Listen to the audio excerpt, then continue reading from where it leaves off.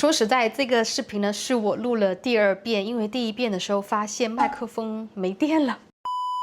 这年底一到，大家都在教你哪个网站的折扣划算，几点去蹲点抢这件外套，又如何叠加优惠券和返现，让你这笔消费花的值得。甚至告诉你，黑五还没买够，等年底再冲一波，双11没抢到的优惠，双12继续冲。那我在这里必须给你泼冷水了。如果你不想明年断舍离的时候再被一堆没用过的东西给烦得头都大了，那年底这个阶段能不买就真的不要买了。你看到的这些断舍离画面里，被丢掉的眼影盘、干掉的睫毛胶水、没拆封过的小样、买回来没用过但是过期的护肤品，这些全部都是你去年还有前几年在网上图便宜跟风购买的结果。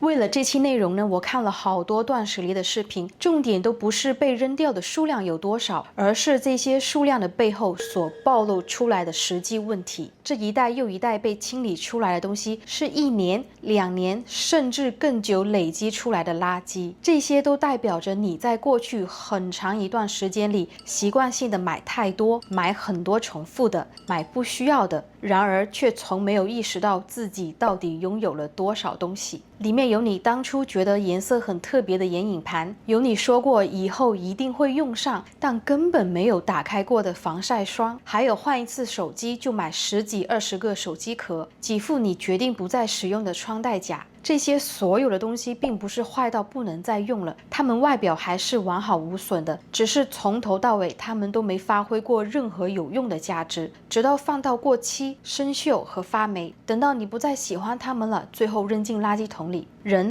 都会买错东西，曾经都会被包装吸引，被色号种草，被折扣打动，买到一些并不适合自己的东西，这很正常。很多人真正的问题不是买错1次2次，而是买错之后依然会继续重复同样的行为。越是小价格的物品，你越不会在意物品的价值，就会认为反正就是几块钱，买回来玩一玩也没关系。这样的价值观是非常错误的。几块钱看似不痛不痒的支出，一旦累积个几年下来，就会变成一柜子里的垃圾。今天你嫌弃买回来的保温杯容量不够大，过2天看到别人推荐后又买了一个新的。今天断舍离掉3支不合适的唇釉，明天看到有新品说它轻薄，涂上嘴后无负担，你听到之后又心动了，再次入手一支新的颜色。你现在扔掉的每一件物品都有可能在下个月或者是下下下个月被你用另外一件新的去替代。更夸张的是，我在一些断舍离的视频里看到有人囤着7、8年前的眼影盘，整个盘子看上去就几乎没用过，可能因为颜色不流行、粉质变硬、风格过时了，只能直接扔掉。看到这里，我想说一个很现实的问题：你现在买新的东西，在未来的某一年也会变得过时，最终成了时代的眼泪。现在摆在你客厅里任何一件东西，看着是很喜欢，几年后它大概率也会被你亲手扔进垃圾桶里。你客厅里、化妆台上、收纳盒里每一件你现在很喜欢的东西，只要过个几年的时间，它的风格、功能、外形、材质还有颜色很可能都会被更新的版本替代，不是因为它变差了，而是时代的更新让你的审美需求和生活习惯也会跟着改变。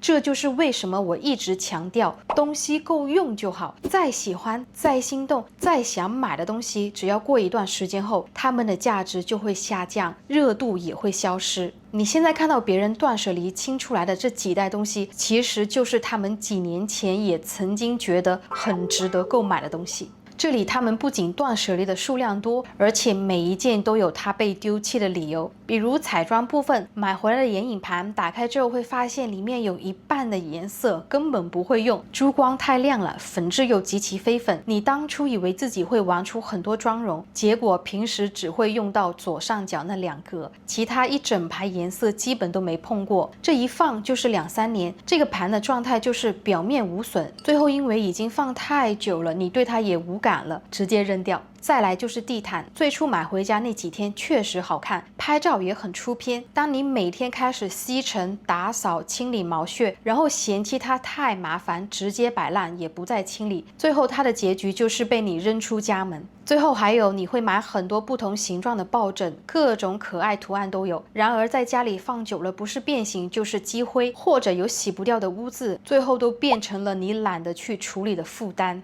看到这里，我只想说，很多时候你不需要再去想自己还缺什么，更不需要为了折扣而觉得自己不买就亏大发了。打折并不是你必须要把东西买下来的理由。就像我前几天也差点被一支正在打折的唇釉所吸引，但后来我想了一下，家里确实有几支唇膏，现在想起来一点都不后悔，因为我知道这支唇釉买回来只会被列入未来用不完就断舍离掉的物品之一。看完这些断舍离的画面之后，你应该能意识到一个很现实的情况：我们之所以觉得别人扔东西会心痛，不是因为那些东西有多贵，而是你知道自己家里其实也差不多，就是那些小样、过期的彩妆、掉毛的衣服、买回来没用过几次的生活用品，还有过期的咖啡豆和茶包，只要随便打开家里的一个抽屉，都能翻出连你自己都忘记是用来干嘛的东西。更关键的是，这些被丢掉的东西全部都是你当初花钱，或者是从海外自己背回来，蹲直播间折扣买回来的，也都是你下班路上去快递站领的包裹，更是你回家拆箱、撕胶带、分类垃圾，把东西摆好，是你曾经精挑细选决定把它们带进你的生活里，可如今的归处啊，只能扔进垃圾桶里。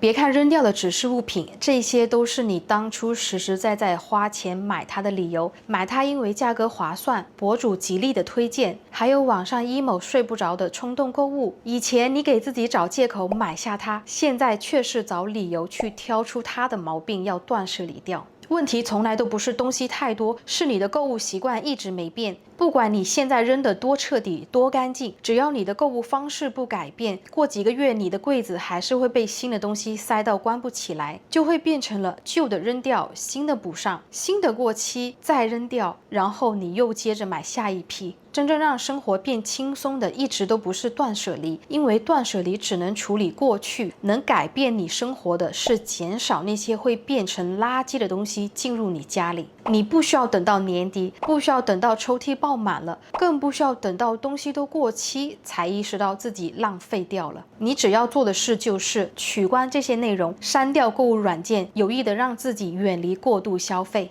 另外我还要提到，小样就是一个很典型的例子。很多人觉得领取小样很划算，反正是免费的，多拿几个都没问题。我希望你认真想一下，这些小样根本就不是福利，它是另一种被你默默累积下来的垃圾。如果对你有用，那真的太好了，但是大部分的小样是商家为了让你对这个品牌投入更多而做的准备。很多网站默认勾选的香水小样、粉底液试色、面霜小样，或者是套组里塞进去的迷你装，这些大部分拿回家都是被你放进抽屉里，一放就是半年到1年起。你要是经常旅游出差，确实能消耗得起，但是我相信大部分的人都是没有消耗小样的下意识行为，都是拿到手后就随意放进柜子里，可能连出门旅游都忘记用了。我以前也觉得小样很好，可自从发现自己拿回家的小样有90%都从未被碰过，不然就是随手被我扔进垃圾桶里。因为我既不喜欢这支香水小样，也用不上另外一款面霜的试用装，所以我现在能不勾选小样我就通通不选。